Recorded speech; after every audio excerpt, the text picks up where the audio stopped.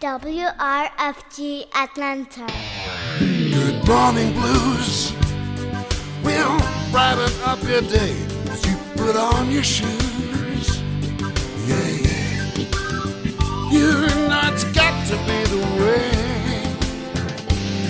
to wake up each and every day on WRFG in Atlanta. Good morning blues. Good morning, blues. Well, it's January the 21st. Welcome to a new America. I, for one, am very thankful for yesterday's changes, and I think a lot of good things are going to roll up on us in terms of improvements and vaccines and all the good things that I'm a supporter of. So I just hope that everybody can learn, please, to get along. And let's do better than we did the last 4 years. Long John Baldry Part 2 continues on from last week, where I lost my voice and lost the interview. I didn't lose it. I had just discovered it from 2003 on cassette. Yes, it was back in those 17 years ago. That's how we did things, on a phone call, plugging in a cable from, like it was James Bond style, from the phone to a cassette recorder. Anyway, I was able to find a way to digitally convert it. So I will be sharing that with you today. John had hits. He had big hits, but they weren't blues. So that was something that went in and out. So you had a couple of different things. Let the Heartaches Begin was a #1 song. Huge in England. I'm pretty sure it's big here too, but very much on the pop side of things. Still a great song, but nothing to do really with the program. Also, Mexico, which was taken as a theme for the Olympics. The one that we will play later on is the full version of Don't Play No Boogie Woogie to the King of Rock and Roll. That will be mixed in there.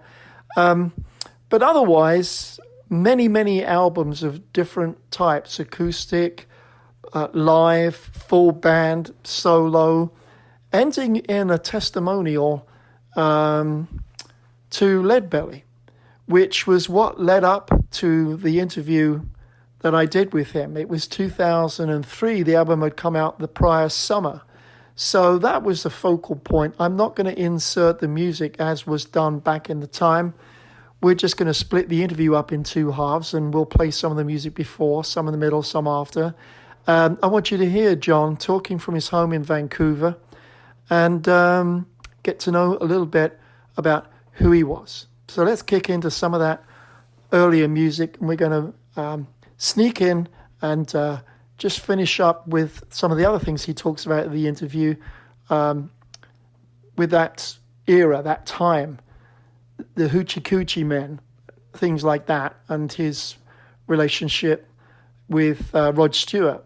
Aside from playing in that band and Steam Packet, they also did some other things, and you'll get to hear it. So off we go.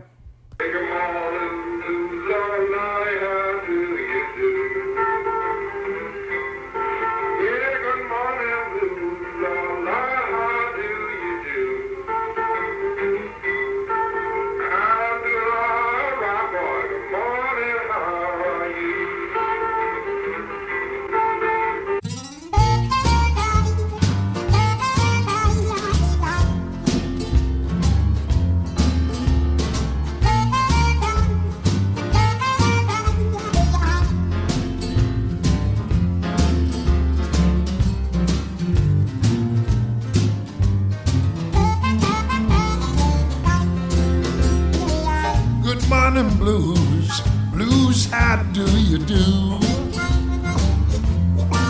I say good morning, blues, how do you do? I'm doing all right, boy. Good morning, how are you? I lay awake last night, I was tossing from side to side. Yes, I was. Lay awake last night, tossing from side to side. so bad that I damn well nearly died. Yes, I did.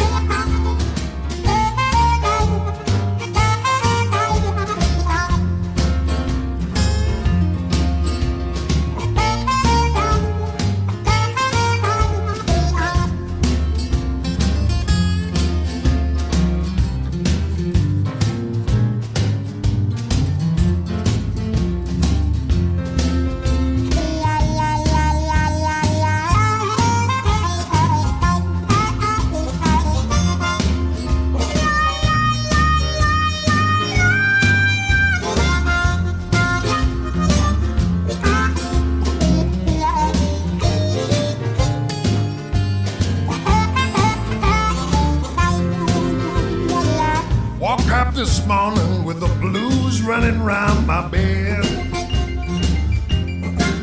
Yeah, I found the blues this morning running round my bed. And I went down to my breakfast and I found them all in my bread. Good morning blues, blues, how do you do? Good morning blues, blues, how do you do? You hear the big bell ring, you go marching to the table. You see the same damn thing not poker on the table. Ain't nothing in my past, and if you say a thing about it, you're in trouble with the man. On the midnight special, shine a light on me. Let the midnight special shine its ever-loving light on me. Let the midnight special shine a light on me. Let the midnight special shine its ever-loving light on me. If you ever go to Houston, boy, you better walk right, and you better not squabble. Ooh, you better not fight. Sheriff Johnson will arrest you. He's gonna take you down. You can bet your bottom dollar at your Sugar Land bound. On the midnight special, shine a light on me. Let the midnight special shine its ever-loving light on me. On the midnight special, shine a light on me. Let the midnight special shine its ever-loving light on me. Shine.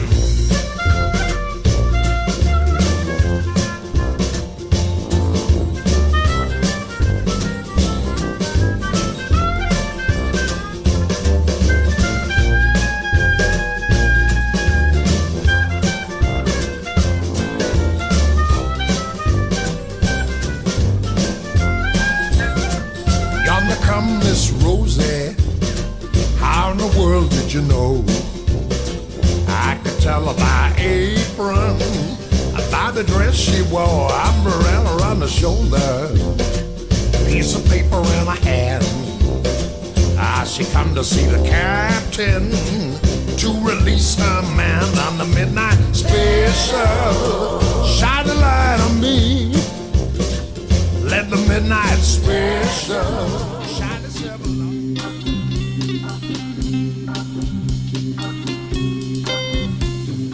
Now you say you're lonely, you cry the long night through.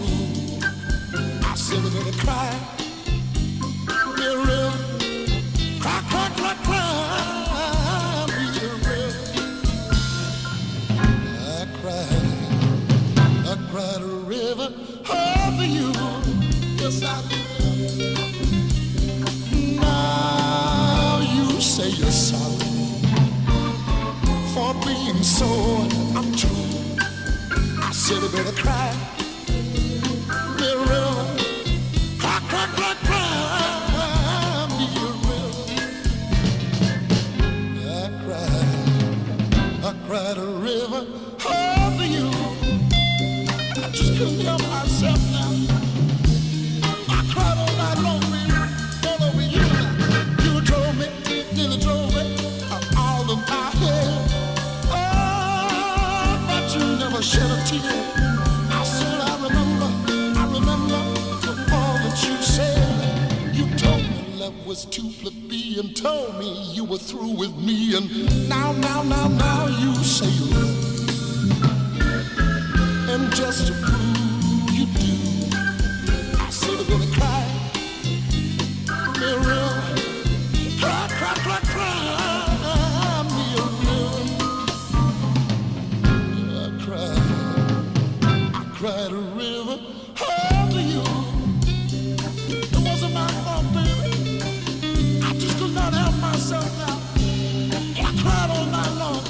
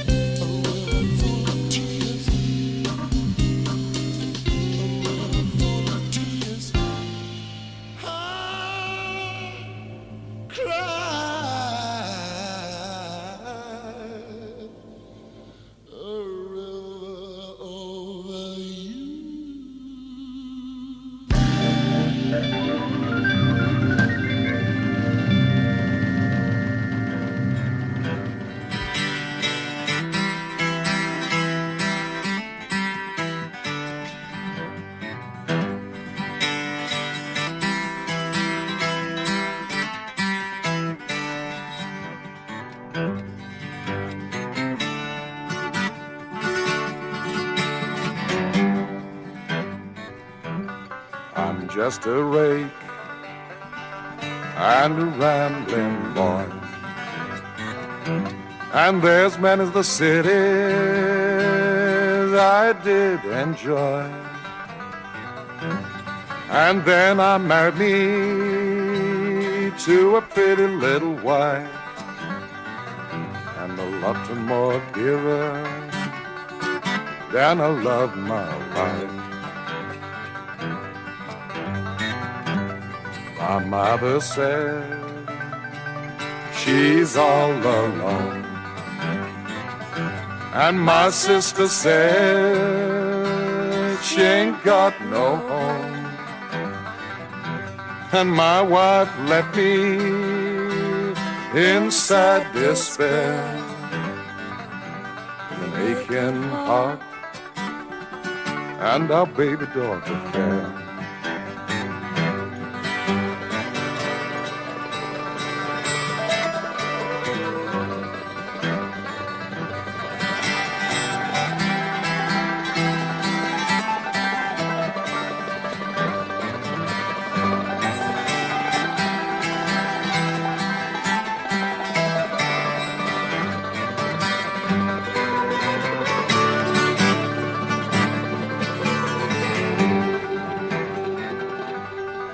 When I die, don't bury me at all. Just pickle my bones in vodka alcohol and lay my old guitar down at my feet. Tell everybody old Long John's asleep. 'Cause I'm just a rake and a rambling boy, and there's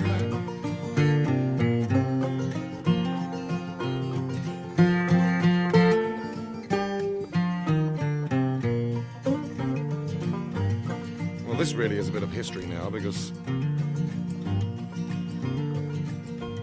Rod and I haven't sung together in so many years. In fact, I think it's 1965 since we had the Steam Packet. That was the last venture we had together. And this is the second time ever that we've ever recorded anything together. Mother ain't dead, she's only asleep, patiently waiting for Jesus to come. She got so sick last year in the winter,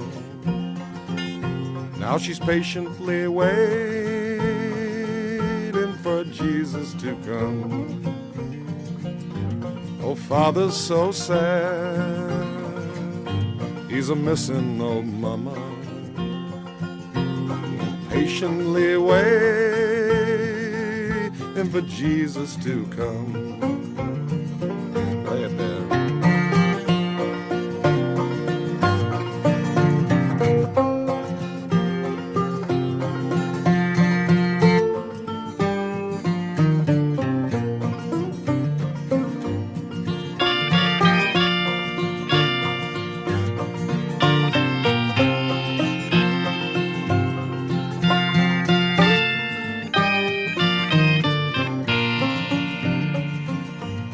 Birds will be there, all is sweet in their springtime, patiently waiting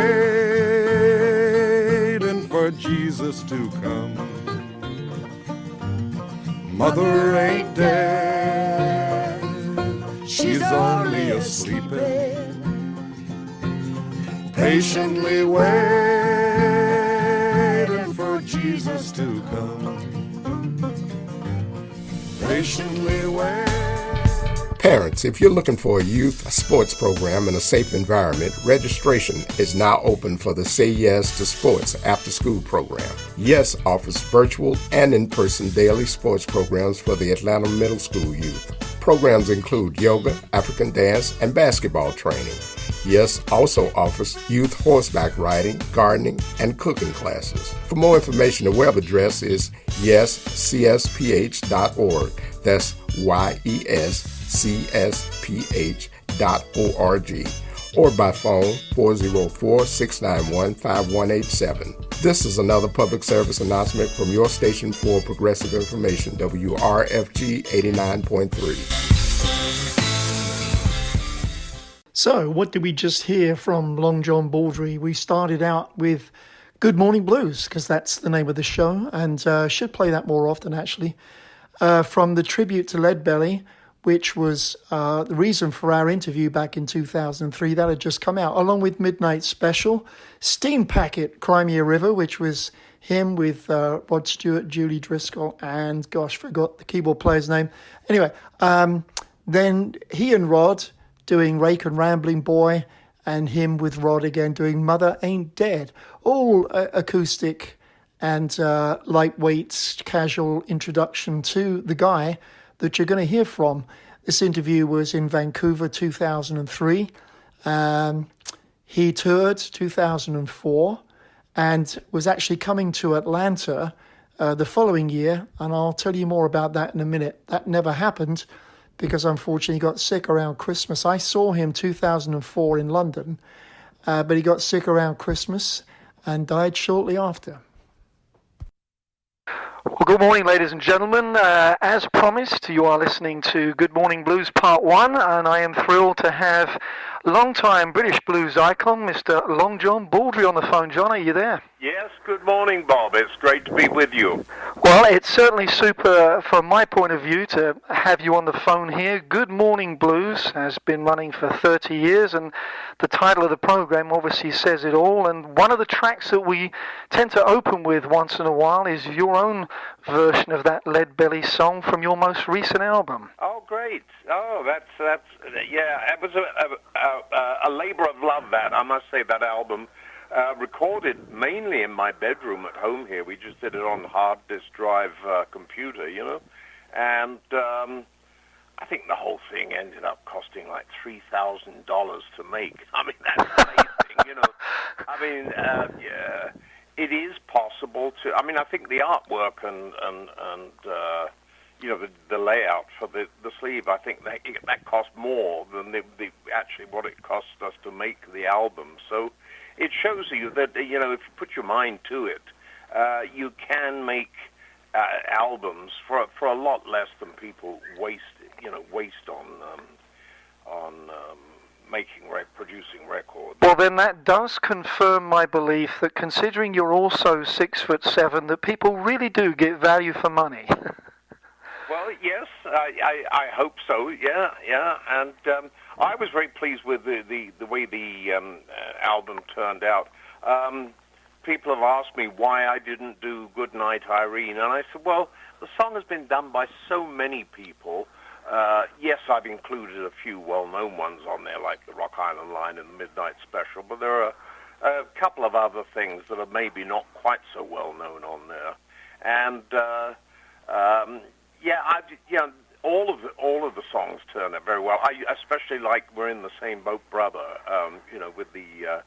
With the delicious fiddle playing from Jesse Zubat. Pretty sure. Well, certainly the fiddle and the accordion seem to be creeping back into the blues in the last 2 years. We've heard a lot of that mixed in. It's funny you should bring up the cost of artwork. I was telling our audience earlier on today how some of your older albums you had collaborations with a lot of the major blues artists of the 60s, and at one point I believe it was the cover of Everything Stops for Tea that was done by somebody quite well known, wasn't it? That's right. Ronnie Wood did that painting, which unfortunately Billy Gaff, who was the Faces manager at that time, he pinched that the original painting of that, so I don't have it. But Ronnie always meant for me to have it for myself. Well, Ron Wood, obviously, for those listening, of the Faces and latter the Rolling Stones. Right. Yeah. All of which are names that you spent a lot of time with these people. Oh gosh, yeah. Over the years, I'll say. I first met Ronnie when he was a member of a band called The Birds.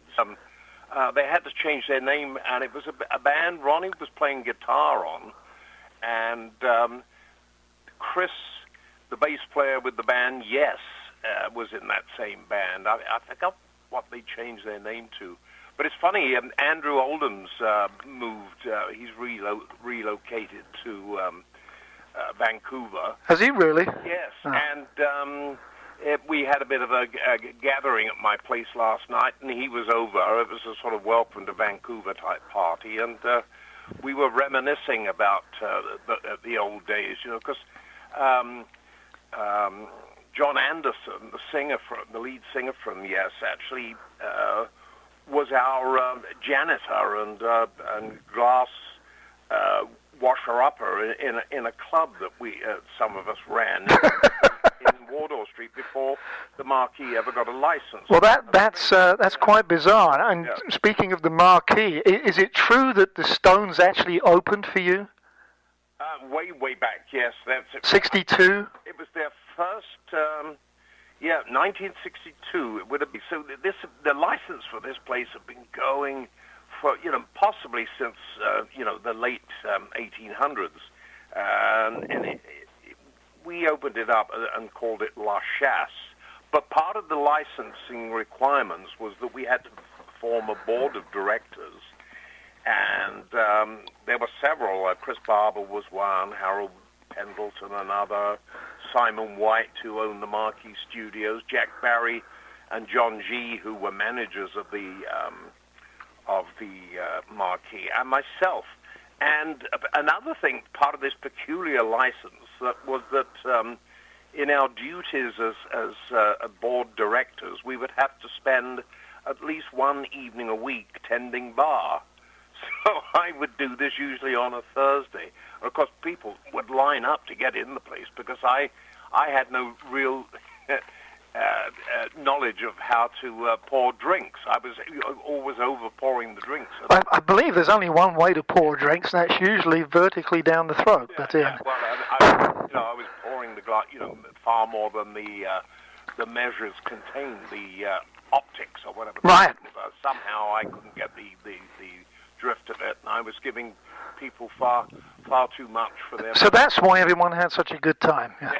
Well, one of the other things that I took a while to find was the R&B from the Marquee with Alexis Corner, which I believe you also contributed to. Yes, I mean, there's several versions of that album have been put out over the years, of course, firstly in vinyl back in 1962. Right. And since the CD format has been with us, they keep adding tracks to it. So. But that's actually a great thing because, in particular, one of the most requested songs here in Atlanta is Don't Play No Boogie Woogie, which, of course, is one that everybody here knows. And the album It Ain't Easy on Stony Plain has never been put on CD that I know of, but I do believe I heard the word that Warner Brothers are threatening seriously to put that together with Everything Stops for Tea, which would be 1971 and 72, and put them together. That's correct, yeah, together with a lot of stuff that's never seen the light of day, because back in the days when we were making vinyl records, mainly to help radio out, one was limited to 18 minutes per side on albums, so then you cut the grooves in a wider manner, thus ensuring that the record could be nice and loud for radio. Right. So, you'd always record more than was necessary, and of course it never, stuff piled up, never got used. And of course now with the CD format, I mean, you can get 89 minutes at least. Well, because there's a lot of stuff that was never heard before, like, for instance, I do a very nice version of Robert Johnson's song Love in Vain, with Elton John on piano and Caleb Quay on slide guitar. Wow, Caleb Quay. That's right. Now, that was never seen or heard since, my recording it in 1971. So this will be showing up on this, together with a few other things, including my version of a Neil Young song, which is not exactly the blues, but it's kind of nice. It's me doing Only Love Can Break Your Heart. Oh, great song. Yeah, great song. It's funny, one of the things that I picked up, a bootleg video in Europe last year, has a very rare performance of the Faces doing Love in Vain, which they never ever recorded. And I'm trying to get around at the time to dubbing it off the VHS tape and cleaning it up, because that would be interesting. Caleb Quay used to open for Humble Pie. With a name like Goodfoot or Sugarfoot. Hookfoot, that's it. And he was a tremendous player. He was in the band Bluesology that also, of course, had Elton John on piano.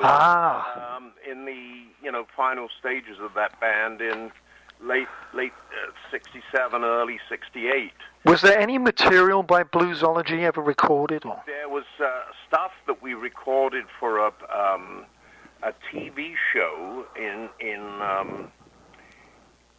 Norwich, which would be East Anglia TV, and sadly the tape, because they had, for sound quality's sake, they had recorded us, or the audio for all the show. It was an hour special or something, and we recorded all. Our program that we were going to do for the TV, and then mime it for the television special. That's quite funny. Ensure first class sound, or near to first class as you could get. And unfortunately, they lost that tape in some kind of fire at their building in Norwich, which is a great shame, because that would have been totally marvelous, because of course they had Elton on. He was Reg Dwight then. Right. Yeah. But as you mentioned Elton, I'm obviously going to have to ask you the question that floats around from time to time. Somebody Saved My Life Tonight. Was that written for you? Yes, actually. In fact, in a soon-to-be aired Baldry TV documentary biography thing. That's going to be coming out sometime in the next year, because Nick Orchard has still got to be doing interviews with Eric Clapton and Jeff Beck and people like that. And McCartney may be, and I think Peter, Paul and Mary too, because I had a lot to do with them in the very early days. But both Elton and Rod have contributed their interviews, and Elton says in this thing, he said, if it hadn't been for John Baldry preventing my marriage from occurring at that time, he said, I doubt whether I'd be where I am today. So it's sort of, you know, Elton John was basically created by John Baldry. Hi, this is Dana Gillespie from London, England, to tell you about the second best way to wake up. Just tune in to UK Bob and his Good Morning Blues show and feel good for 4 hours on WRFG Atlanta.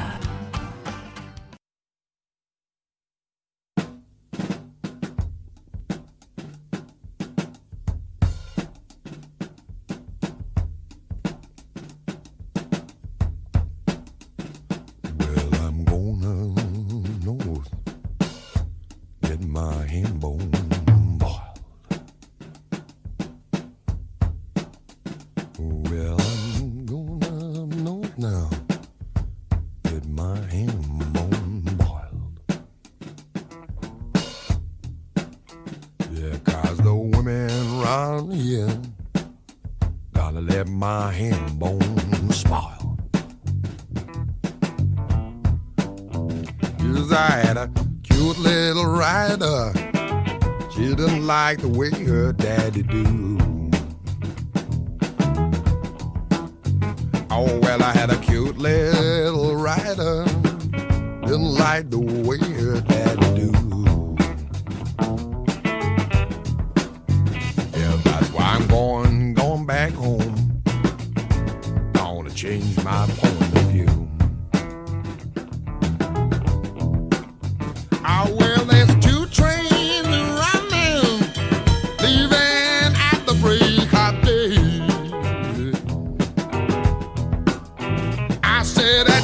trains running, I'm leaving at the break of day. That's why I gotta go up north now to make my getaway. Gotta get my ham bone boiled.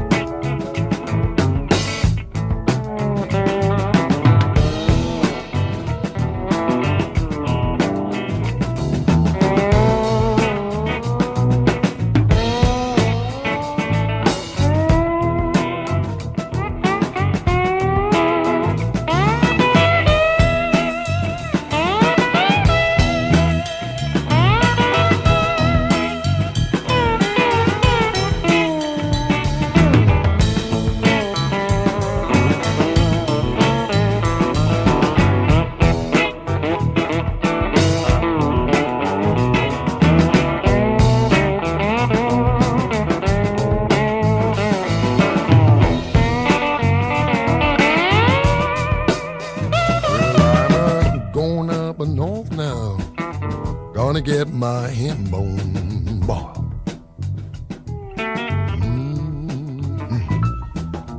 Going up north now, gotta get my ham bone boiled. Yeah, guys, the women round here, I gotta make my ham bone spoil. All right.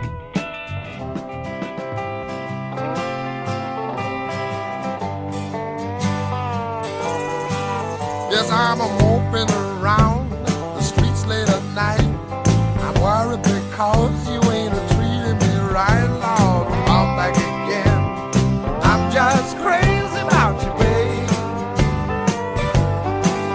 And I done spoke to your mom, I spoke to your dad. Sounds crazy, I know, but it made me feel sad, Lord. Come back again. I'm just crazy about you, babe. I'm feeling so sad, and I'm so lonely too. You don't know how it is to feel sad and lonely and blue. Lord, come back again. I'm just crazy about you, babe. Oh well, I spoke to your dad, I spoke to your mom. They said, go away, boy, just you leave us alone. Lord, come back again. I'm just crazy about you, babe. Oh, I'm going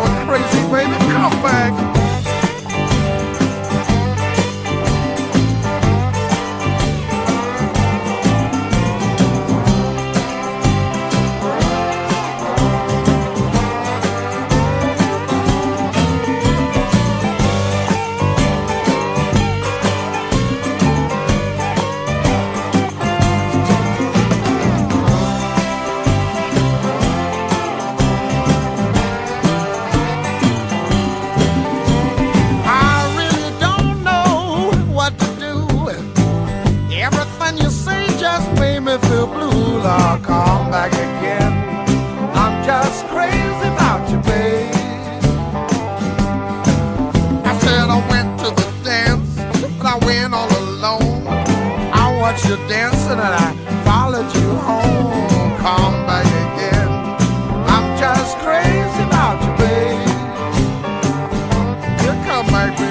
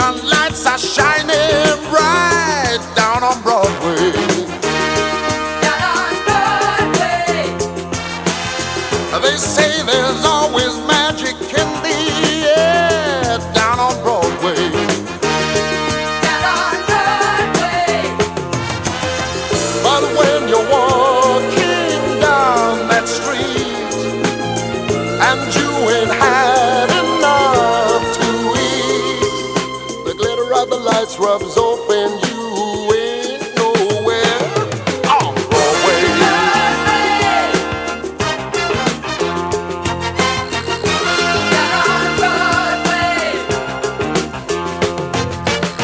They say the girls are really something else down on Broadway.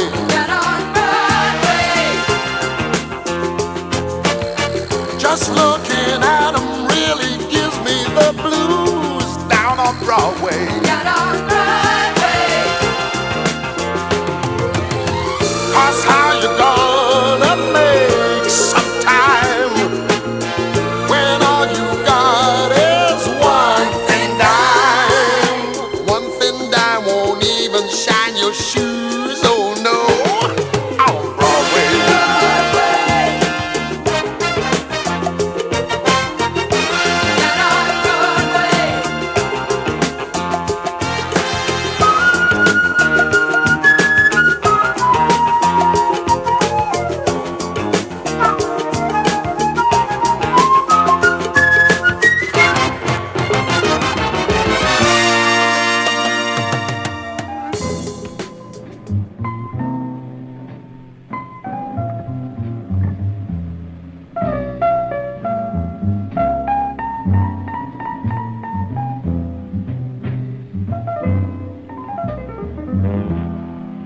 I went down to St. James Infirmary.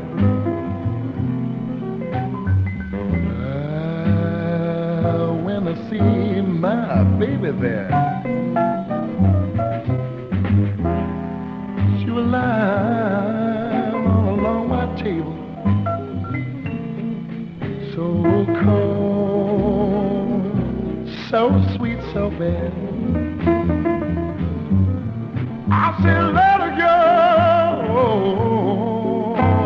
go, God bless her. Oh, yeah, wherever she may be. I've been looking, that whole wide world over for my baby. Oh, don't you know, oh yeah, my heart's in misery. Yeah, they're giving that misery.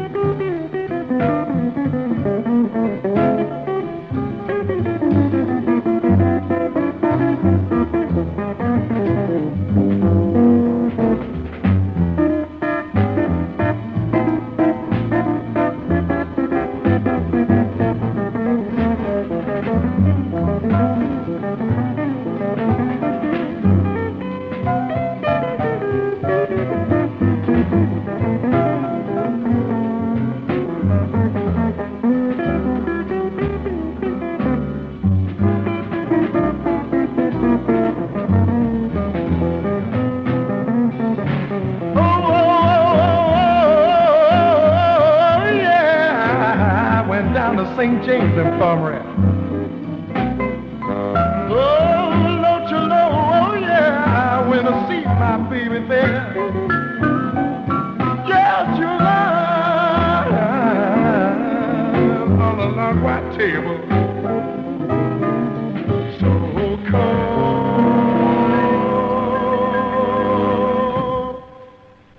so sweet.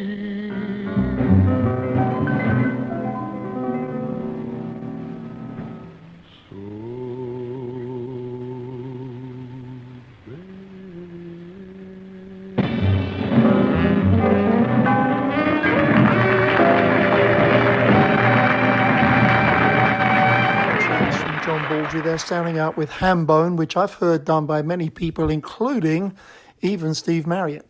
Then him and Elton John doing Come Back Again, an unusual 1977 version of On Broadway, and then a famous song, but done Baldry way, slowly, live version of St. James Infirmary. So that covers the last four pieces that we heard. Before we get back into the interview, I wanted to mention that in 2004, when I saw him at the Dover Street Wine Bar, we talked about this last week, and how Rod Stewart came and introduced him. A fairly small 200 capacity place, but very unique.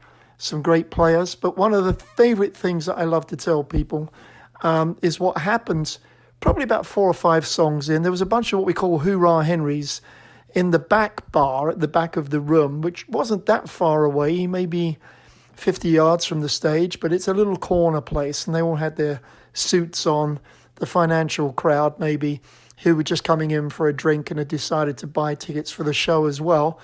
And they were making a bit of a noise, which typically isn't normal in a British venue. I know it's far more common in the US.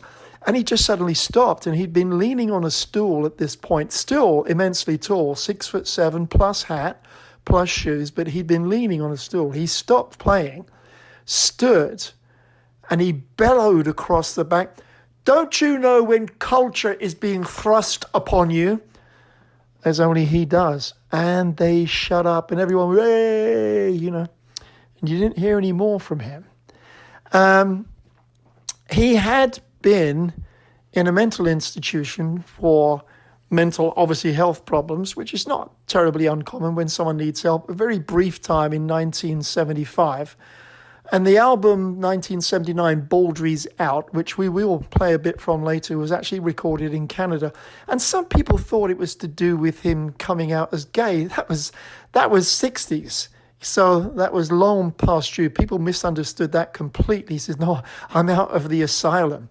And that's where the song Insane Asylum, which I played last week with Kathy McDonald, came from. Anyway, it was recorded live at Zolly's Forum, which is a nightclub in Oshawa in Canada. One of the other weird things in the late 90s that I wanted to mention before we go back to the interview, in 1997, he was doing an interview with a German TV program, and he claimed to be the last person to see singer Mark Bolan before he died, which was September 16th, 1977. It was a car wreck. His girlfriend was driving the Mini over in Fulham. I go past it every time I'm there. Anyway, it's just odd that I don't know whether they were friends. I don't know what prompted him, but one of those strange things that comes out. Anyway, back to my interview from 2003 at his home in Vancouver. Hi, I'm John, inviting you to grab a cup, buckle up, and tune in to Route 66, Sunday morning from 7 to 9 on WRFG. It's a devilish cruise through the blues, jump, R&B, boogie-woogie, early rock and roll, and jukebox jazz. That two-beat pattern is the music brought to the United States of America by the communist conspiracy to corrupt teenagers, and it's in every rock and roll number. That's right, we have fun playing all that dangerous music from the 40s and 50s that guys like that didn't want teenage America to hear, plus songs from artists who are still keeping the tradition alive today. So please join us for Route 66, Sunday from 7 to 9 a.m. on WRFG. In Atlanta, we're 89.3 FM. Your independent community radio station is rocking around the world on our free mobile app and WRFG.org. Well, it's great that obviously one of the reasons that I wanted to have you on the show was because of the impending tour. It looks like you're going to be all over Britain for around 10 weeks. And I'm hoping to be doing some stuff in the States, the latter part of March, go through the springtime next year, because I have a number of musician friends who live in the States. You know, getting a whole band into the States these days can be a real problem with, bureaucracy at the border, etc. Yes. Those people have... Well, plus the equipment and the rules and regulations, right. yeah. Whereas if me coming in as a person employing American musicians, it'll probably be easier for me to do that. Right. And I really would look forward to coming to Atlanta because it's a place that has many fond memories. Back in the early 70s, I worked in Atlanta quite a lot for a man called Alex Cooley, who was the main promoter at that time. And he still is. Really? And it's funny you should say that because I was actually planning on trying to get together with him because I've had a lot of inquiries that I should probably sit down and talk to him about. Yeah, well, Alex was always a lot of fun to work with, and of course I did that at the Mar y Sol Festival in Puerto Rico with him, and quite a few other things in other cities, but Atlanta was my favorite. Now you're going to have to be careful on this tour in the UK. If you're hanging out with Zoot Money, very unpredictable guy who might even still bite your nose off, Yeah, well, I just hope he doesn't remove his pants in public. We hope he doesn't remove anything at his age, but he is a wild man on the piano. And something else that was interesting, Ray Dorset of Mungo Jerry. Yes. How did that happen? Well, I don't know. It's actually the tour is being promoted by Dave Kelly, who of course is right. Joanne Kelly's brother, yeah. and also works together with Paul Jones in the blues band. And right. they do a little.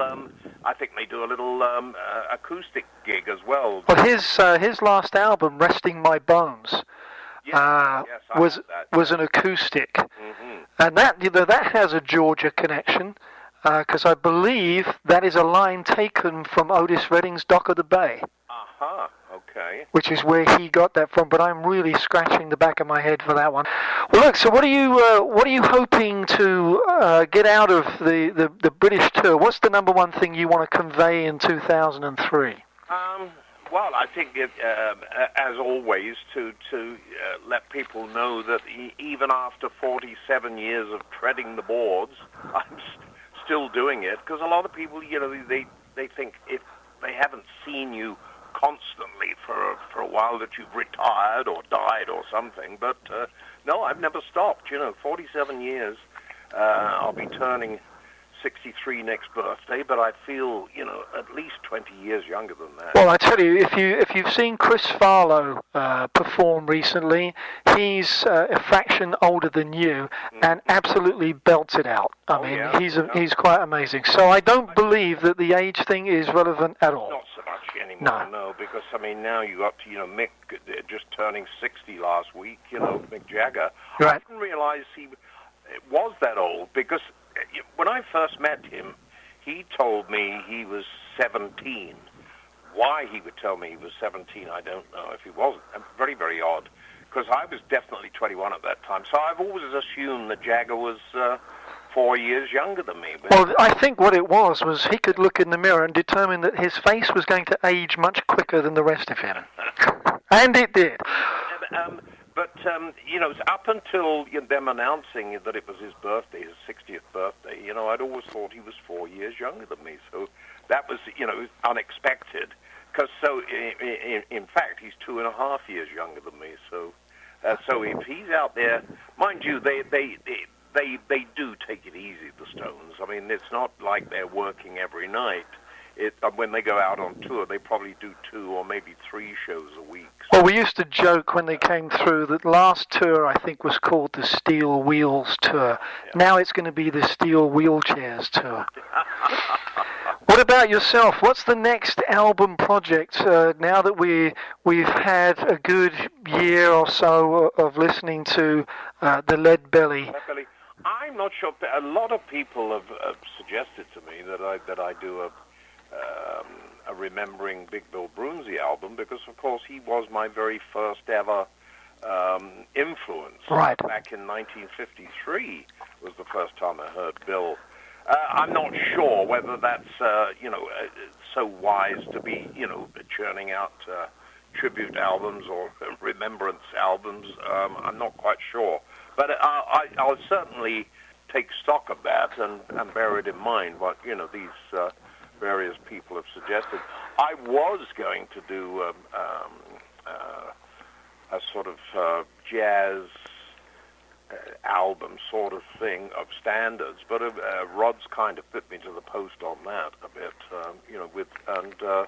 I'm sure if I came out with such an album now, people would say, oh, he's trying to do a Rod Stewart. Actually, there's been 2 or 3 people that have taken the same idea, but they've all done it quite differently, and I think everybody succeeded in their own way. I don't think for you to address some of these standards would come out remotely like anything that the very slick orchestral production that Rod did. I think your take on it would be so different that it wouldn't be such a bad idea, but obviously the selection of the songs is hugely important. Yeah, yes indeed. But there is such a huge selection of songs that were written, say, between the 30s and say the 60s, the mid 60s, classic songs. Just so much stuff there. Yeah. Well, of course, the other opportunity here that I don't believe I've ever seen is a compendium, a best of Long John Baldry.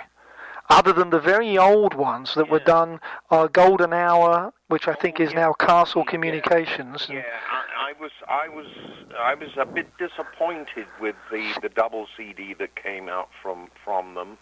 The sleeve notes were a real hatchet job. The guy obviously hated me, whoever wrote They're the worst, rudest sleeve notes I've ever seen. Really? It just goes on and on and on, and they included everything they could find in their vaults.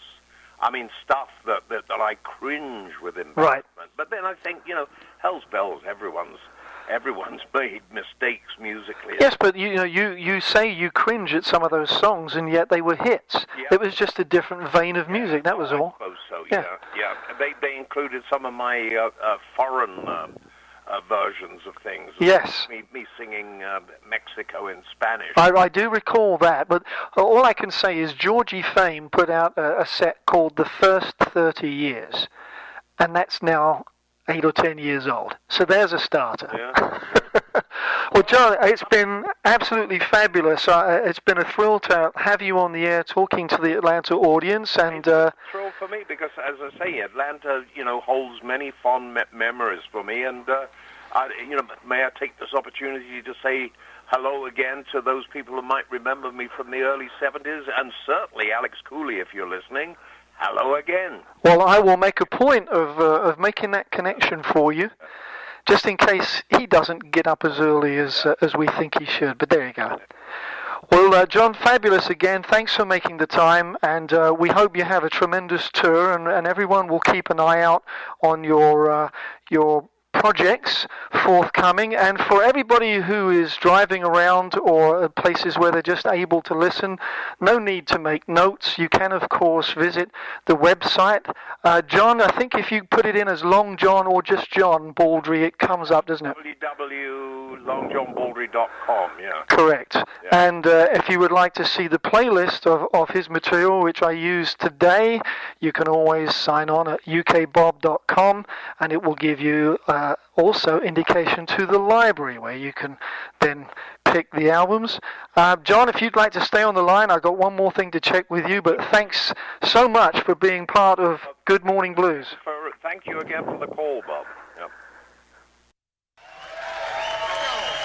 Oh, they finally let me out!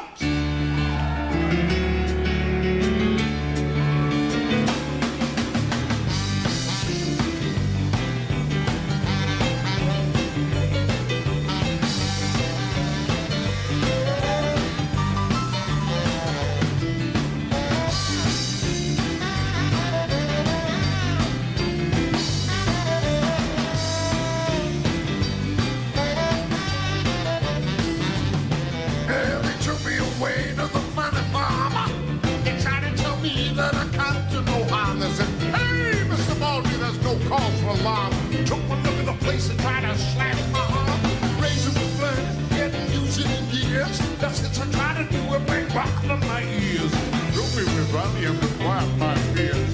Put me away for a couple of years. I say, I'm the news out here. No more abuse we hear. I'm gonna stay again. I said, out of my head.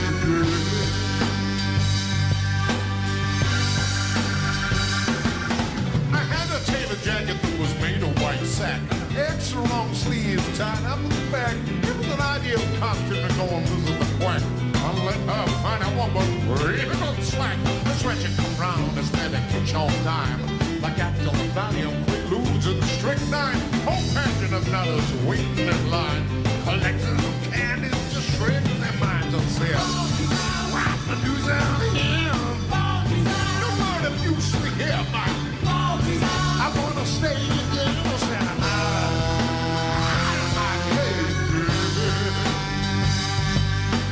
Eric Webster on the piano.